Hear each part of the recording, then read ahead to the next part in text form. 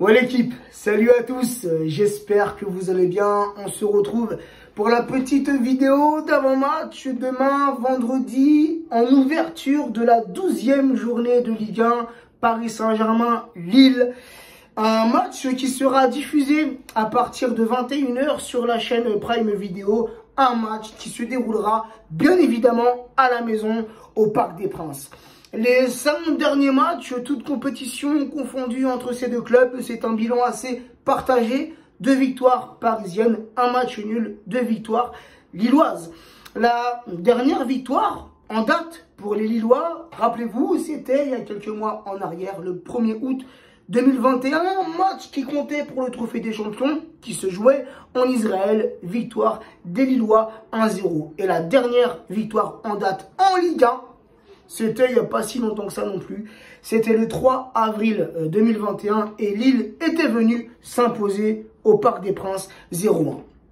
Le LOSC, les amis, sur leurs 20 derniers matchs, toutes compétitions confondues, c'est le même nombre de victoires que de défaites. 7 victoires, 6 nuls pour 7 défaites. Côté parisien, sur nos 20 derniers matchs, toutes compétitions confondues, on ne cesse de le répéter, c'est un bilan assez positif. 14 victoires, 4 nuls pour 2 défaites.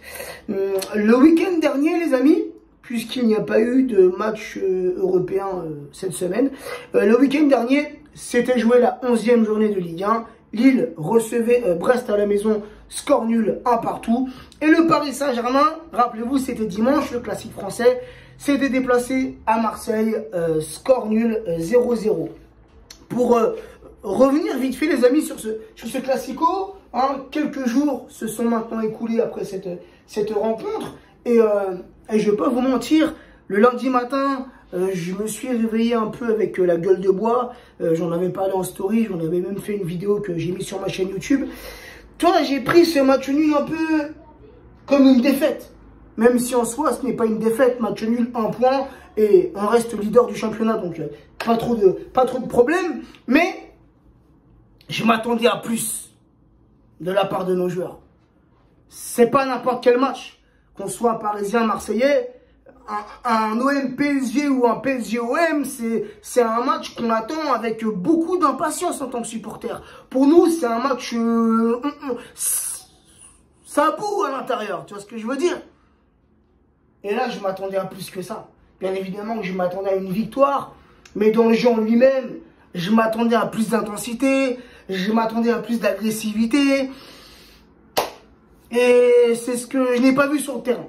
Donc tu vois, je me suis réveillé, voilà, lundi matin, j'étais franchement frérot, lundi j'ai passé une sale journée. Tu vois, pourtant je suis parti rendre visite à ma mère sur Angers.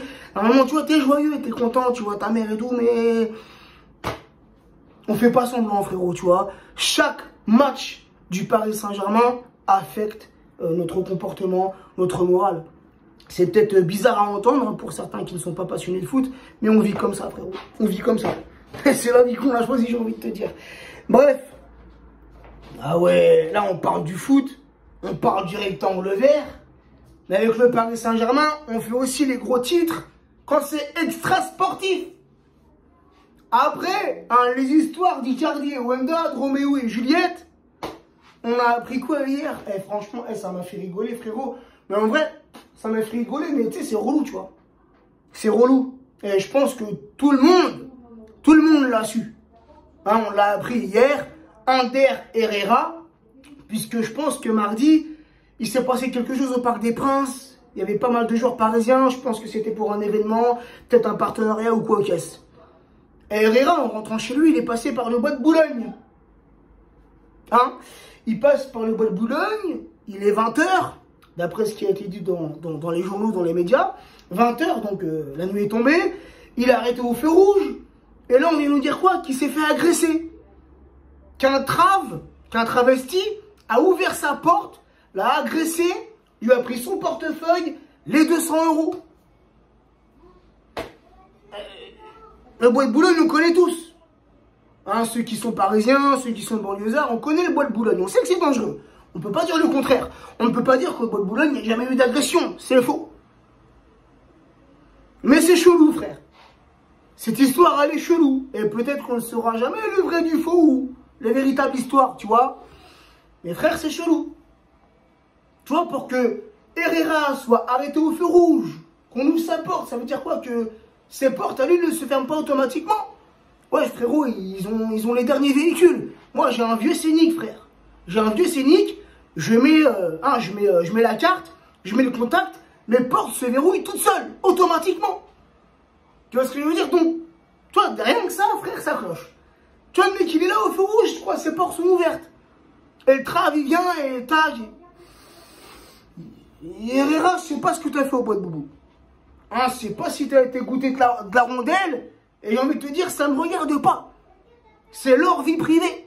Nos joueurs, en dehors des terrains, font ce qu'ils veulent avec leur kiki, avec leur cul. Il n'y a pas de problème. Mais là, ça entache le club. L'histoire, là, cette histoire a explosé. Ça a fait le tour des réseaux. Et le club en prend plein la gueule. Moi, c'est ça qui me dérange. Encore des vies privées, on ne sait pas ce qui se passe. Il n'y a pas de problème. C'est vos vies privées, il n'y a aucun problème. Mais quand ça entache le club, perso, ça me fout la rage. Bref, parenthèse fermée les amis. Le Paris Saint-Germain, toujours leader, depuis pas mal de journées maintenant, 28 points, 9 victoires, 1 nul, 1 défaite, 24 buts marqués pour 10 buts encaissés. Le LOSC qui pointe à la 10e place, 15 points, 4 victoires, 3 nuls, 4 défaites, 14 buts marqués pour 16 buts encaissés. Sur les 44 derniers matchs de Ligue 1 entre ces deux clubs, c'est 20 victoires parisiennes, 10 victoires lilloises pour 14 matchs nuls.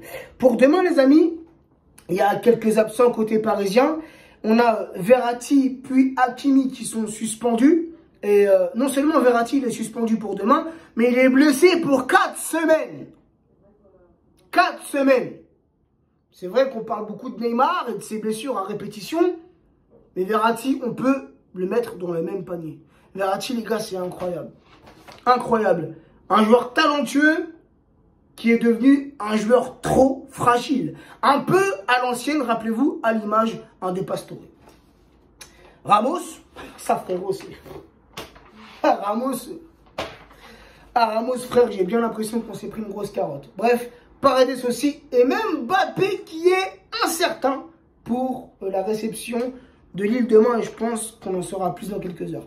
Donc la petite compo les amis que je verrai pour demain, je resterai sur le 4-3-3 avec Navas dans les cages parisiennes, Dagba latéral droit, Mendes latéral gauche, la charnière ça bouge pas, Marquinhos associé à Kipembe, Danilo en sentinelle, Gay milieu gauche, non, je verrai Herrera milieu gauche, Gay milieu droit. Maintenant, à chaque fois que je pense à Herrera, tu vois, je pense au bois de Boulogne. Et là, si jamais Mbappé n'est pas là, les amis, si jamais Mbappé n'est pas là, offensivement, je pense que ça peut fonctionner en mettant Di Maria ailier droit, Neymar ailier gauche et Messi en pointe. Messi a déjà joué en tant que numéro 9. Donc je pense que pour un match de demain, Messi pourrait dépanner en tant que numéro 9. Donc voilà les amis, n'hésitez pas en commentaire. Donnez-moi votre compo, votre prono. Et je finirai avec mon prono. Malgré que je me plante tout le temps. Tu commences à connaître à force. Pour demain, c'est vrai qu'on...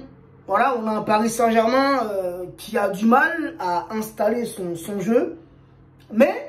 on a un Paris Saint-Germain qui gagne au final. Depuis le début de saison, comme je l'ai dit, un match nul, une défaite, 9 victoires, c'est loin d'être catastrophique.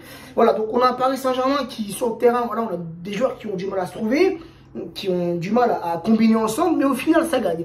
Et on a un Lille, un champion de France en titre, qui galère depuis le début de saison. Voilà, franchement, les Lillois sont méconnaissables. Donc je pense que... pour demain, une victoire parisienne. Je verrai bien un petit 3-1 pour le Paris Saint-Germain. Sur ce, les amis, prenez soin de vous, prenez soin des vôtres et à demain pour le petit débrief. Ciao la team.